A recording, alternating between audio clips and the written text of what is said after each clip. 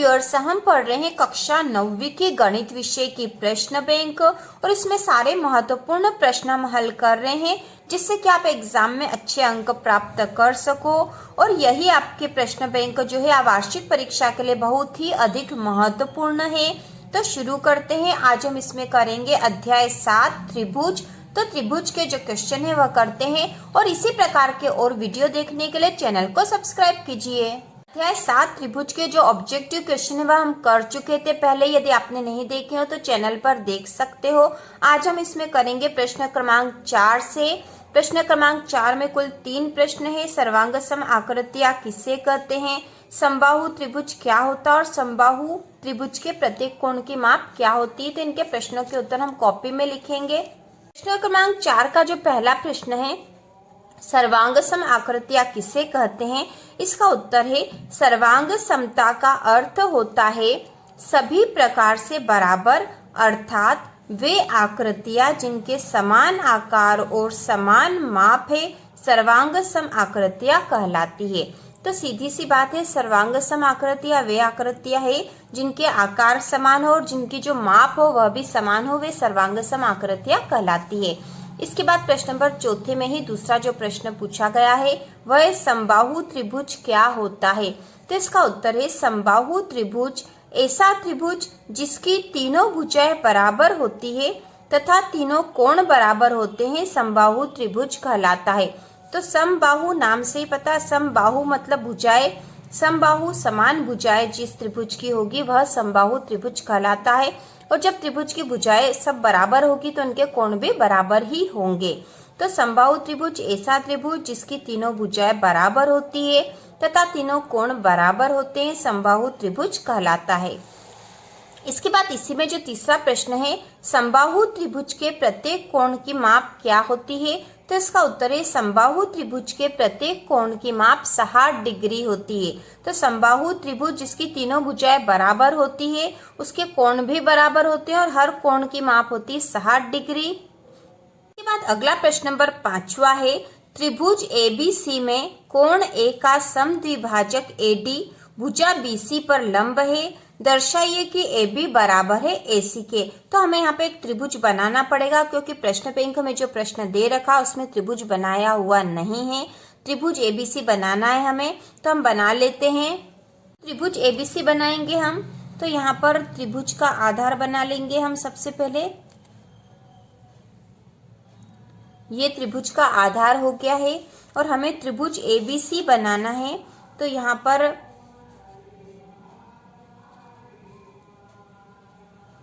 इस प्रकार से हम यहाँ से मिला देंगे और फिर एक भुजा इधर से मिला देंगे। ठीक है, तो इस प्रकार ये हो जाएगा त्रिभुज। इसको नाम दे दिया हमने ABC। तो ये त्रिभुज ABC है और इसमें बोला है कोण A का समद्विभाजक। तो कोण A ये वाला है और इसका समद्विभाजक मतलब समान दो बराबर भागों में बांटने वाला AD भुजा BC पर लंब है। तो A से D तक एक समद्विभाजक बनेगा, एक लंब बनेगा जो BC पर है लंब। तो हम बना देते हैं A से D एक लंब बनाना है, तो लंब बिल्कुल सीधा बनेगा। यहाँ पर ये हो गया A से D, ये लंब है। इस प्रकार हमने ये चित्र बना लिया है और AD जो लंब है, जो कोण A का समद्विभाजक है, इससे यहाँ पर दो त्रिभुज बन गए हैं, त्रिभुज ABD और त्रिभुज ACD। तो अब हम यहाँ लिखेंगे त्रिभुज ABD तथा त्रिभुज ACD में। तो यहाँ दो त्रिभुज बन गए, तो उसके अनुसार हमें क्या बताना है, हमें बताना है कि AB बराबर है AC, AB बराबर है AC, इन दोनों को बराबर बताना है। तो हम यहाँ पे दो त्रिभुजों के आधार पे बताएंगे इसको। तो हमने लिख दिया है त्रिभुज ABD तथा त्रिभुज ACD में कोण BAD, कोण जो है BAD मतलब ये वाला कोण इस वाले कोण के बराबर होगा। मतलब जो कोण A था इसका समद्विभाजक है AD, तो इससे यह जो कोण A दो बराबर भागों में बढ़ गया है। और ये दो कोण कौन से बने हैं, कोण BAD मतलब ये वाला कोण और कोण CAD मतलब ये वाला कोण, ये दो कोण बन गए यहाँ पर, ये दोनों बराबर है क्योंकि समद्विभाजक था ये। तो हम लिखेंगे कोण BAD बराबर है कोण CAD के, क्योंकि ये तो हमें दिया है क्योंकि समद्विभाजक था और इसको दो बराबर भागों में बांट दिया था उसने, इसको यह तो हमें बताया ही गया है। इसी प्रकार इन दो त्रिभुजों में ये जो दो त्रिभुज बने इसमें ये भुजा उभयनिष्ठ है, AD भुजा इस त्रिभुज में भी और AD भुजा इसमें भी है। तो AD जो बराबर है AD के लिख देंगे हम, क्योंकि दोनों त्रिभुजों में है यह। AD बराबर है AD और इसका कारण है उभयनिष्ठ भुजा, मतलब ये भुजा जो है दोनों में ही है, उभयनिष्ठ भुजा हो जाएगी। उसी प्रकार अब हम लिखेंगे यहाँ पे जो लंब बना है, देखो यहाँ पे से 8 से D तक जो लंब बना है, ये जो भुजा BC पर AD लंब है, और जब भी किसी भुजा पर कोई लंब आता है तो वहां पर 90 डिग्री मतलब 90 डिग्री का कोण बनता है। मतलब ये जो कोण है ये 90 डिग्री का और ये कोण भी 90 डिग्री का होगा। और कारण ये है कि AD इस पे लंब है, इसलिए यहाँ जो कोण बनेगा वो 90 डिग्री का ही होगा। इसलिए अब हम लिखेंगे कोण BDA बराबर है कोण CDA। ये दोनों कोण बराबर है, बराबर 90 डिग्री के हैं। और इसका कारण हम लिखेंगे AD लंब है, ये लंब का चिन्ह है, ऐसे करके ऐसे लंब है BC पर, इसलिए यहाँ पर जो कोण बनेगा वह 90 डिग्री का होगा। इसलिए यहाँ पे कोण BDA बराबर है CDA के। तो इस प्रकार यहाँ पे जो दो हमने त्रिभुज बताए हैं उसमें इन दोनों त्रिभुजों में यह कोण और यह कोण बराबर है। उसी प्रकार ये कोण और ये कोण भी बराबर है और ये भुजा बराबर है। तो ऐसी स्थिति में जब किसी त्रिभुज में दो कोण और एक भुजा बराबर होते हैं तो वह त्रिभुज सर्वांग सम कहलाते हैं। तो हम यहाँ लिखेंगे इसलिए त्रिभुज ABD सर्वांग सम है, ये सर्वांग सम का चिन्ह है। त्रिभुज ACD पर, त्रिभुज ABD सर्वांग सम है त्रिभुज ACD के। तो कारण क्या लिखेंगे हम?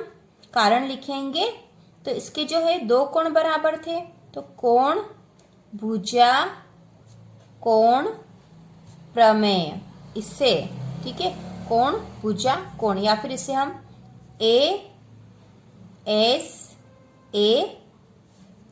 से लिख देंगे, ए से प्रमेय या ASA नियम, इसके अनुसार ये दोनों सर्वांग सम है। यदि किन्हीं दो त्रिभुजों के दो कोण और एक भुजा बराबर होती है तो वे दोनों त्रिभुज सर्वांग सम कहलाते हैं। और सर्वांग सम त्रिभुजों की सभी संगत भुजाएं बराबर होती है, संगत भुजाएं और संगत कोण बराबर होते हैं।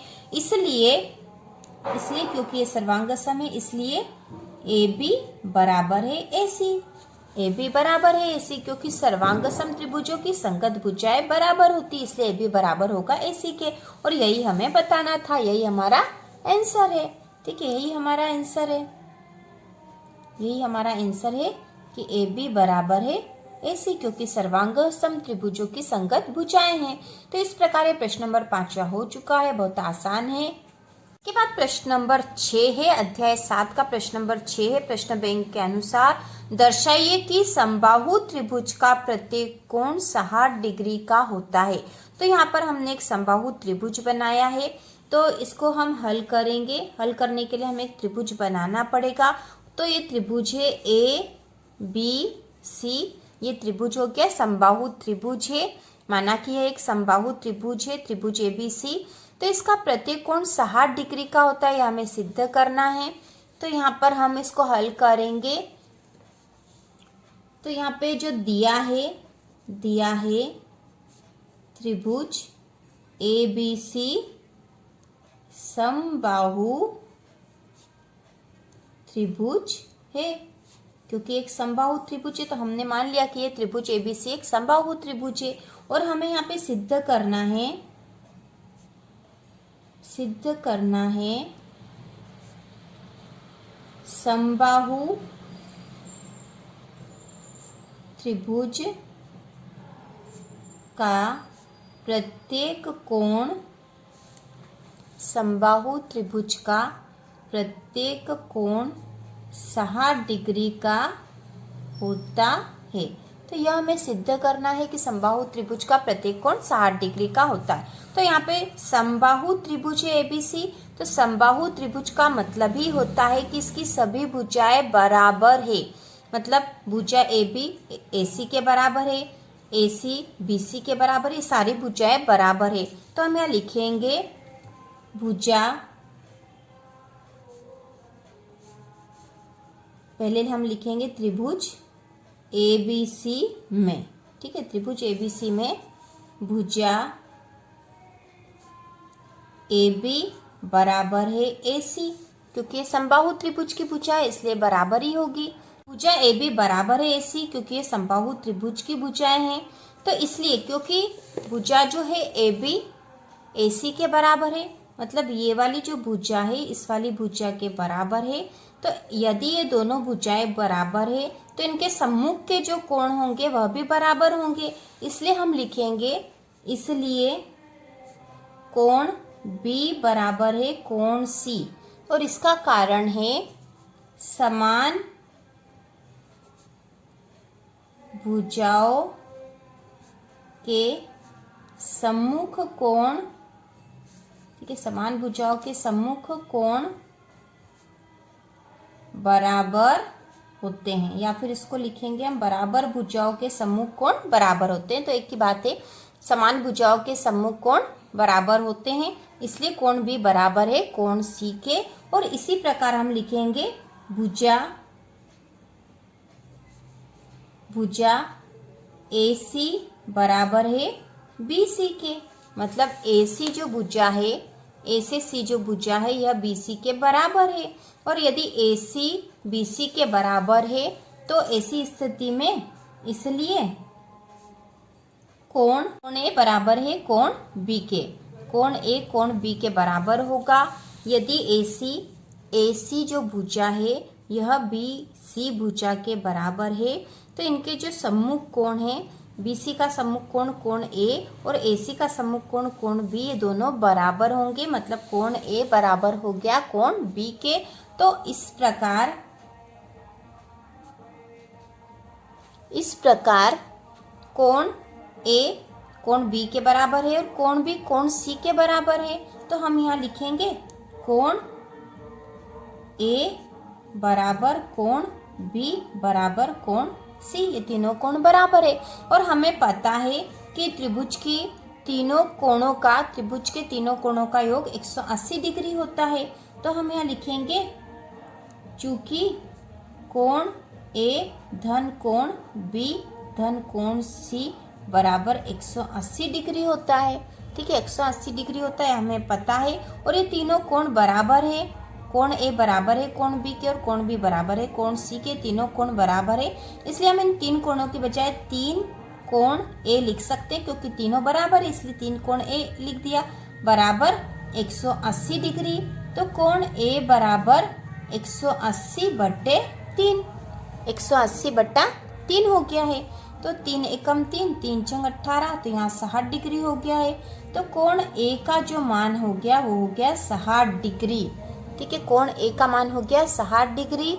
अब हमें पता है कोण A बराबर है कोण B बराबर है कोण C और इनका मान हो जाएगा तीनों का 60 डिग्री। यही हमें सिद्ध करना था, समबाहु त्रिभुज का प्रत्येक कोण 60 डिग्री का होता है, यही हमने सिद्ध कर दिया। इसे हम लिख भी देंगे इस प्रकार सिद्ध होता है समबाहु त्रिभुज का प्रत्येक कोण 60 डिग्री का होता है।